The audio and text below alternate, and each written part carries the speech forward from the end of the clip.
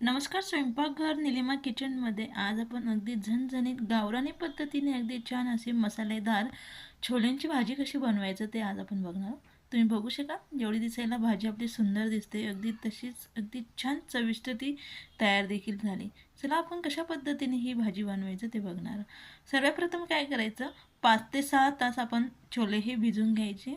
आता इथे मी 5 ते 6 तास छोले हे भिजून घेतले. अगदी मऊसूत असे आपले छोले हे भिजून झाले. त्यानंतर लगेच ह्या छोल्यांना 2 ते 3 पाण्याने अगदी स्वच्छ असे आपण धुवून घेणार आहोत.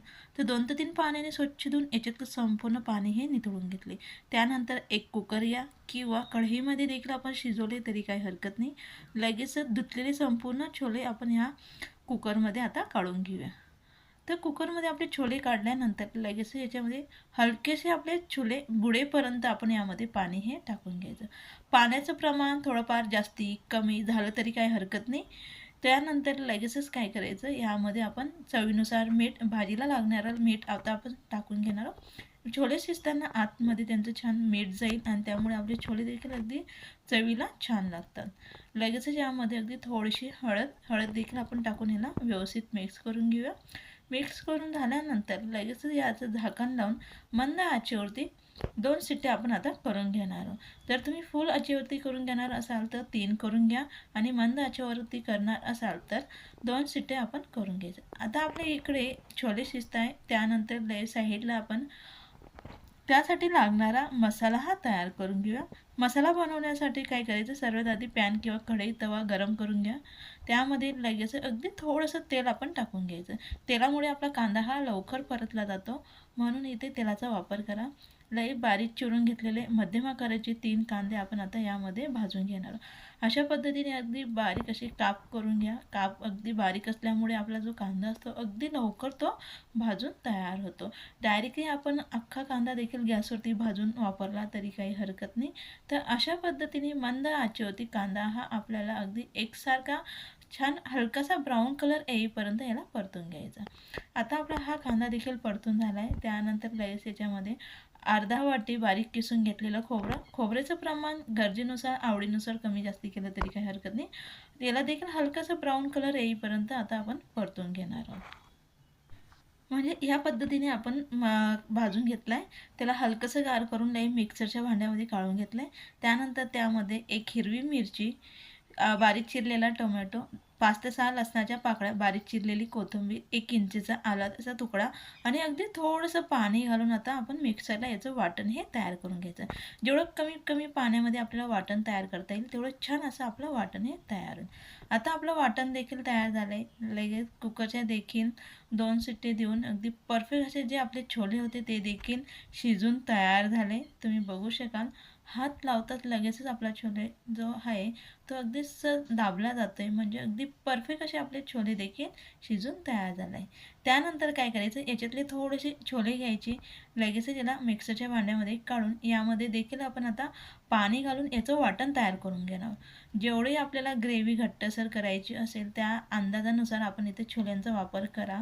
आपण ह्या छोल्यांना ग्रेव्हीला छान टेक्स्चर येण्यासाठी आपण इथं वापरतो आहे. तर अशा पद्धतीने हे वाटण देखील आपण तयार करून घेतले. लय साईडला फोडणी देण्यासाठी कढई गरम करून घेतली. कढईमध्ये 2 चमचे तेल आपण गरम करून घेणार आहोत. तेलाचं प्रमाण आपल्या आवडीनुसार आपण कमी जास्ती केलं तरी काही हरकत नाही. तेल हे अगदी कडकडीत तापू द्या. तेल हे कडकडीत तापल्यानंतर लगेचच आपण पहिले जो आलं लसणाचा वाटून घेतलेला मसाला आहे तो छान तेल सुटेपर्यंत मंद आचेवरती आता आपल्याला याला परतून घ्यायचा आहे. फुल आचेवरती मसाला हा भाजून घेऊ नका. फुल आचेवरती आपण जर मसाला भाजून घेतला तर त्यामुळे काय होतं, आपले जे तेल असतं ते उडून जातं. म्हणजे ज्यावेळेस मसाला भाजतो त्यावेळेस आजूबाजूला तेल उडतं आणि ते संपूर्ण उडतं, त्यामुळे तरीही व्यवस्थित येत नाही. मसाला छान भाजला जात नाही आणि त्यामुळे आपली भाजी देखील चविष्ट ती तयार होत नाही. म्हणून मंद आचेवरती छान तेल सुटेपर्यंत आता आपण हा मसाला याला आता भाजून घेणार आहोत. तर या पद्धतीने अगदी छान तेल सुटेपर्यंत आपण मसाला हा भाजून घ्यायचा. मसाला हा भाजून झाल्यानंतर लयचं यामध्ये आता आपण लाल तिखट आणि गरम मसाला हा टाकून घेणार आहोत। आता आपल्याला भाजी कितपत तिखट हवी त्यानुसार लाल तिखटाचं प्रमाण आवडीनुसार कमी जास्ती। लगेच यामध्ये आपला नेहमीचा साठवणीतला गरम मसाला, इथे छोले मसाला अजिबात आपण वापरणार नाही आहोत।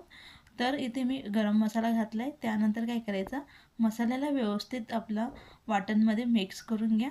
अशा पद्धतीने मंद आचेवरती छान अर्धा मिनिटभर हा मसाला मी व्यवस्थित परतून घेतला आहे। मसाला छान परतल्यानंतर काय करायचं, लगेचच छोले न घालता सर्वात आधी आपल्याकडे जर गरम पाणी असेल, गरम पाणी किंवा जे छोलेतलं पाणी होतं ते देखील आपण वापरलं तरी काही हरकत नाही। एक चमचाभर यामध्ये पाणी घाला।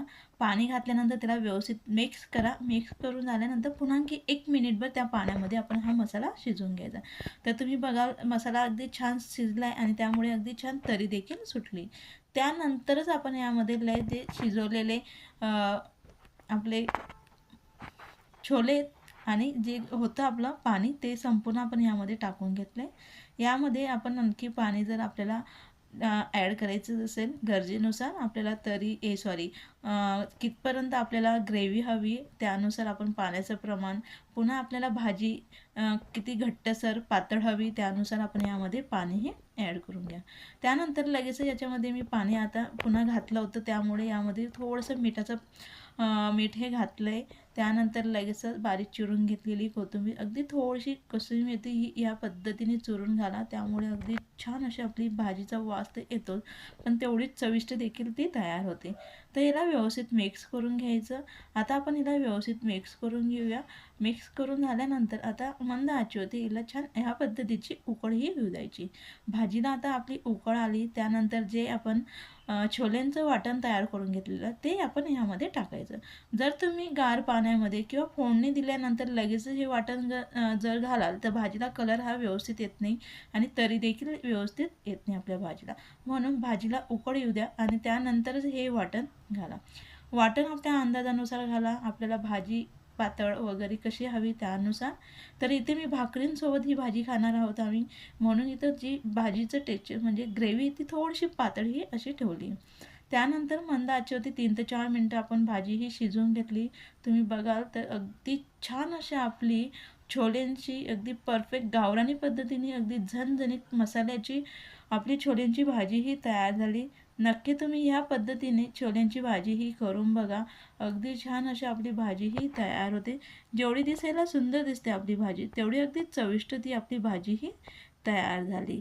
नक्की तुम्ही अशा पद्धतीने भाजी आणि भाकरी खा, अगदी सर्वजण आवडून खातील याची मी तुम्हाला गॅरंटी देते।